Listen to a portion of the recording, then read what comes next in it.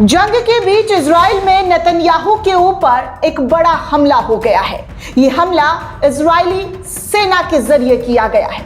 Israeli सेना का ये बयान आप समझ नहीं पाएंगे क्योंकि वो हिब्रू में बात कर रहे हैं, लेकिन मैं आपको बताऊंगी कि क्या और किस तरीके से नेतन्याहू पर हमला बोला गया है और खुद के देश में गृह युद्ध जैसे छिड़ने के हालात बन गए हैं।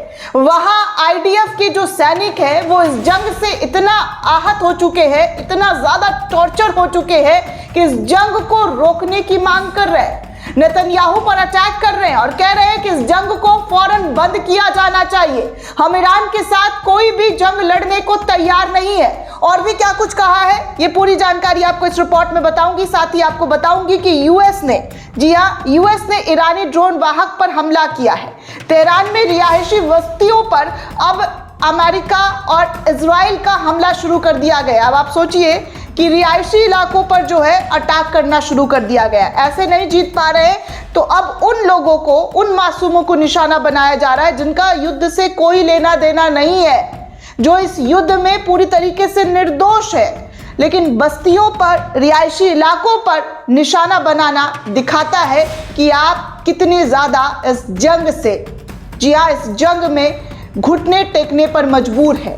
तभी तो ऐसी हरकत की जा रही है। आगे आपको एक और रिपोर्ट दिखाऊंगी जहां पर ईरान युद्ध की यूएस को चुकानी जो है, हर घंटे ईरान के ऊपर कई करोड़ रुपए फूंक दिए जा रहे हैं। अमेरिका का बैंक बैलेंस कम हो रहा है इस जंग में, क्योंकि 31,000 करोड़ रुपए 100 घंटे की लड़ाई में अब तक फूकी गई है। इस बात पर भी चर्चा करूंगी कि क्या और कैसे हुआ है। वहीं दोस्तों आपको बता दूं कि अमेरिका के मुकाबले एक छोटा सा देश ईरान कैसे इतना जज्बा रख रहा है और कैसे उनकी मिलिट्री पावर जो है वो लगातार कमजोर नहीं बल्कि ताकतवर बनती हुई नजर आ रही है। और कितनी मिलिट्री है इस पर भी चर्चा की जाएगी, क्योंकि बात इस युद्ध में 7वें रोज की हो रही है और 7वें रोज जो युद्ध हो रहा है वो बड़े भयानक स्थिति में हो रहा है दोस्तों। बड़े भयानक मोड़ पर आ चुका है ये जंग, क्योंकि करो और मरो जैसी स्थिति हो गई है। सबसे पहले देखिए ये वीडियो। इस वीडियो में आपको कुछ सैनिक जो है सेना के ड्रेस पहने हुए नजर आ रहे होंगे। इस वीडियो में आपको नजर आ रहा होगा, ये आईडीएफ है, जी हाँ, इजराइल डिफेंस सिस्टम के लोग हैं, इजरायली सेना ये लोग हैं। और एक सेना जो है अपनी भड़ास, अपना गुस्सा, अपनी पूरी जो उनके अंदर जो भरा हुआ है गुब्बार, वो अपनी सरकार पर, नेतन्याहू के ऊपर निकालते हुए नजर आ रहे हैं। सीधे तौर पर आईडीएफ के सोल्जर ने नेतन्याहू पर हमला बोलते हुए क्या कुछ कहा है मैं आपके सामने रख रही हूँ। रक्षा बल के सैनिक जो हैं नेतन्याहू पर अटैक करते हुए कह रहे हैं कि हमें जो है एक ऐसे जंग में झोंक दिया गया है कि हमें इस जंग से बाहर निकालो, सैन्य अड्डा से बाहर निकालो। नेतन्याहू का सामना हम करने को तैयार हैं। उन्होंने गुस्से में कहा कि बहुत हो गया, इस जंग को रोका जाना चाहिए। मेरे सभी दोस्त मारे गए हैं, तुमने देश को बर्बाद कर दिया है। इस जंग से पीछे हटो, ये तुम्हारा अड्डा नहीं, ये हम लोगों का घर है। मुझे मत बताओ, मुझे मत समझाओ। वो लगातार हो रही दुनिया का विरोध कर रहे हैं। जिस तरीके से इजराइल के जरिए अटैक किया जा रहा है उसको लेकर इस जंग को खत्म करने की रक्षा बल सैनिक के जरिए मांग की जा रही है। ये स्थिति हो गई है दोस्तों, ये हालात हो गए हैं कि अब इनके खुद के सैनिक इजराइल के ऊपर, इजराइल के प्रधानमंत्री के ऊपर अटैक कर रहे हैं। उनसे ये सब कुछ देखा नहीं जा रहा है। इनके तमाम दोस्त इस जंग में शहीद हो गए दोस्तों। इस बात का भी गुस्सा इनके मन में है और इस जंग से निकालने की बात की जा रही है। और कुछ पुलिस वाले, कुछ सैनिक जो है उनको हटाने की कोशिश कर रहे हैं, लेकिन वो कह रहे हैं तुम मुझे छुओ मत, तुम यहाँ से जाओ, मुझे इस जंग का हिस्सा नहीं बनना है, क्योंकि इस जंग में तबाही हुई है और इस जंग को जल्द से जल्द नेतन्याहू को रोकना चाहिए। इस जंग को और बढ़ाएगा तो और ज्यादा विनाश देखने सुनने को मिलेगा। दोस्तों जंग का आज 7वां दिन है और 7वें दिन की क्या अपडेट है ये सब कुछ आपके सामने स्क्रीन पर। ईरान ने बहरीन में यूएस एम्बेसी और होटल में ड्रोन से हमला किया। यूएस ने ईरान का एक ड्रोन कैरियर शिप नष्ट कर दिया है। इसे ईरान का बड़ा नुकसान बताया जा रहा है। वहीं इजराइल के रक्षा मंत्री इजराइल कर्ज ने कहा है कि नेतन्याहू ने नवंबर में ही खमेनी की हत्या का आदेश दे दिया था। अमेरिकी राष्ट्रपति डोनाल्ड ट्रंप ने कहा है कि ईरान को समय से पहले अभूतपूर्व स्तर पर ध्वस्त किया जा रहा है। उनका दावा है कि देश के पास अब ना वायुसेना है और ना वायु रक्षा, और वायुसेना पूरी तरीके से नष्ट हो चुकी है। ये दावा अमेरिकी राष्ट्रपति डोनाल्ड ट्रंप का है, लेकिन ईरान तो कह रहा है कि आखिर दम तक लड़ेगा, आखिरी गोली तक लड़ेगा, आखिरी सैनिक तक लड़ेगा। वहीं ईरान के सर्वोच्च राष्ट्रीय सुरक्षा परिषद के सचिव अली लारिजानी ने कहा है कि ईरानी सेना किसी भी अमेरिकी जमीन का आक्रमण का इंतजार कर रही है। हजारों लोगों को मारकर और बंदी बनाकर भ्रष्ट अमेरिकी अधिकारियों को शर्मिंदा करने के लिए वो तैयार है। शनिवार 28 फरवरी को आपको बता दूं कि अब तक ईरान पर अमेरिका और इजराइल के हमले से कम 1230 लोगों के मारे जाने की खबर की पुष्टि की गई है। और अर्ध सरकारी फोर्स न्यूज़ की बात की जाए तो राजधानी तेहरान के दक्षिण पश्चिम इलाके में पंदर शहर में 2 स्कूलों पर मिसाइल इजराइल के जरिए दागी गई थी। ईरान ने संयुक्त अरब अमीरात से लेकर कतर और बहरीन तक खाड़ी देशों को निशाना बनाना जारी रखा है, जबकि गुरुवार रात इजराइल ने तल अवीव पर ड्रोन और मिसाइल से संयुक्त हमला किया है। ये इस वक्त की जो बड़ी जानकारी, बड़ी अपडेट आपके सामने रखी है। वहीं दोस्तों आपको बता दूं कि इस वक्त ईरान जो है, ईरान पर हमला करना अमेरिका को कितना भारी पड़ रहा है। शुक्रवार का दिन है, आज जुमे का रोज है। अमेरिका ने स्टेल्थ बॉम्बर और एडवांस वेपन सिस्टम से ईरान पर हमला बोला है। बदले में ईरान में भी इजराइल के मिडिल ईस्ट और अमेरिकी सैन्य अड्डों पर निशाना बनाया है, लगातार निशाना बनाया जा रहा है।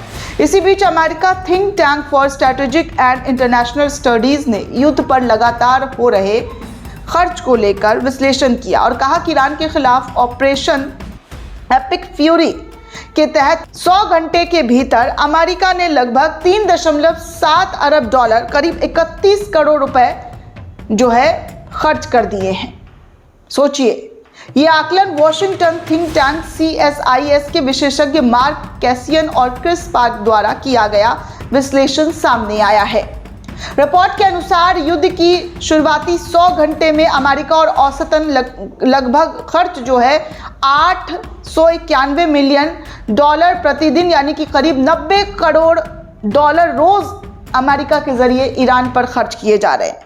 विशेषज्ञों का यह भी कहना है कि शुरुआती चरण में सबसे अधिक खर्च महंगे हथियार, मिसाइल और बमों के इस्तेमाल पर हुआ है। इसीलिए शुरुआती दिनों में लागत सबसे ज्यादा अमेरिका को उठाना पड़ा। इस जंग में अमेरिका आर्थिक रूप से भी कमजोर हो रहा है। थिंक टैंक की रिपोर्ट में कहा गया है कि 1.7 डॉलर पैट्रियट जैसे एयर डिफेंस इंटरसेप्ट सिस्टम पर खर्च किए गए, जबकि 1.5 अरब डॉलर मिसाइल और सैन्य आक्रामक हथियारों पर किए गए। इसके अलावा 125 मिलियन डॉलर लड़ाकू विमान और हवाई अभियानों के परिचालन पर खर्च किए गए। CSIS के मुताबिक कुल खर्च में केवल 200 मिलियन डॉलर पहले से अमेरिका रक्षा बजट में शामिल था, जबकि करीब 3.5 अरब डॉलर का खर्च अतिरिक्त बताया जा रहा है, जिसके लिए अलग से फंड की जरूरत अमेरिका को पड़ सकती है। इसका मतलब है कि अमेरिकी रक्षा मंत्रालय यानी कि United state department of defence को जल्द ही युद्ध जारी रखने के लिए अतिरिक्त बजट पास करनी पड़ सकती है, नहीं तो मामला पेचीदा हो जाएगा। मामला बहुत गंभीर दिख रहा है। अब आपको बात कर दूं दोस्तों, तो अमेरिका के मुकाबले छोटे से देश फिर से ईरान का कैसे इतना जज्बा और कैसे उनकी मिलिट्री पावर लगातार उनको मजबूत और दुनिया में एक ऐसे मुकाम पर लोगों के जरिए देखा जा रहा है जहां पर ईरान की काफ़ी तारीफ हो रही है दोस्तों, बड़े लेवल पर तारीफ हो रही है। अमेरिका के मुकाबले ईरान सैन्य ताकत, आबादी और क्षेत्रफल समेत सभी पैमानों पर कमजोर दिखता है। इसके बाद भी बीते सप्ताह से लेकर आज तक की मैं बात करूं तो अमेरिका और इजराइल के खिलाफ लगातार ताबड़तोड़ लड़ाई जो है ईरान के जरिए लड़ा जा रहा है। यही नहीं, ईरान का कहना है कि अमेरिका और इजराइल ने रेड लाइन क्रॉस कर दी है और उन्हें इसका खामियाजा तो भुगतना पड़ेगा। ऐसी स्थिति में सवाल उठता है कि आखिर 9 करोड़ की आबादी वाले ईरान के पास इतनी ताकत कहां से आई। इस सवाल का जवाब ईरान की सेना है दोस्तों, ईरान की सेना का जज्बा है। ईरान की आबादी भले ही 9 करोड़ हो, लेकिन सैनिकों की संख्या बड़े बड़े देशों से कहीं अधिक है। जी हाँ, बड़े बड़े देशों से कई ज्यादा अधिक है। ईरान की सेना की बात करें तो मुख्य रूप से 2 हिस्सों में विभाजित है। पहली नियमित सेना जिसे एर्थिस कहा जाता है, और वहीं दूसरी IRGC यानी इस्लामिक रेवोल्यूशन गार्ड कॉर्प्स, इसे स्पेशल फोर्सेस भी कहा जाता है। ईरानी रेगुलर आर्मी में थल सेना, नेवी सेना, एयरफोर्स आते हैं। इसके अलावा ईरान एयर डिफेंस फोर्स भी है। अब संख्या की बात करें तो थल सेना 3,50,000 सैनिक है, नेवी में 18,000 और वायुसेना में 37,000 सैनिक शामिल है। इसी तरीके से एयर डिफेंस पर 15,000 सैनिक शामिल है। अब बात करते हैं ईरान की रेवोल्यूशनरी गार्ड कॉर्प्स की, तो इसमें 1,50,000 जमीनी सैनिक है, नेवी पर 20,000 जवान जो है और एयर स्पेस पर 15,000। इसी तरीके से कुर्स फोर्स में 5,000 सैनिक है। इसके बाद नंबर आता है रिजर्व फोर्स का, तो जिसमें 4,50,000 सेना शामिल है। इस तरीके से सब मिलाकर ईरान की संख्या 10,60,000 हो जाती है और ये एक बड़ा आंकड़ा है। 25 करोड़ की आबादी में पाकिस्तान की सैन्य संख्या 6,50,000 है और सबसे बड़ी फौज चीन की मानी जाती है जिसमें करीब 20 लाख है, लेकिन यहाँ ईरान के पास 4,50,000 सैनिक शामिल है। तो अब आप समझ सकते हैं कि ईरान कितनी ताकतवर देश है सैनिकों के मामले में, सेनाओं के मामले में। हालांकि दोस्तों हमने इस वीडियो की अभी जांच पड़ताल की है तो ये वीडियो पुराना बताया जा रहा है, कई साल पुराना है, लेकिन तब भी विद्रोह वहां के सैनिकों का नेतन्याहू को लेकर देखने सुनने को मिला। विद्रोह लगातार इजराइल के अंदर देखने को मिल रहा है दोस्तों, जब से गजा से लड़ाई और जंग शुरू हुआ है और जंग को 2 साल से ज़्यादा बीत चुके हैं और अब ईरान के साथ ये जंग है। ऐसे में कई ऐसी तस्वीरें आ जाती हैं, कई ऐसे वीडियो आ जाते हैं जो कि समझ पाना बहुत मुश्किल हो जाता है, उसको कैसे फिल्टर किया जाए बहुत मुश्किल हो जाता है, क्योंकि इतनी बड़ी टीम नहीं है कि हमारे पास आएगा कि भाई ये गलत है ये सही है। लेकिन इसी बीच दोस्तों जो जानकारी हमें हासिल हुई है, ये वीडियो पुराना है लेकिन विद्रोह लगातार इस वक्त इजराइल के अंदर दिखाई दे रहा है। पुलिस और सेना आपस में झड़प कर रहे हैं। आपको कई पत्रकारों के हवाले से जानकारी दी गई है और बताया गया है कि सेना और पुलिस के बीच झड़प हो रही है। विद्रोह के हालात लगातार इजराइल के अंदर देखने सुनने को मिल रहा है। दोस्तों ये पूरी रिपोर्ट आपको कैसी लगी हमें कमेंट करके ज़रूर बताइएगा। साथ ही साथ चैनल को ज़्यादा से ज़्यादा लाइक, शेयर और सब्सक्राइब करना बिल्कुल भी ना भूलें। शुक्रिया दोस्तों।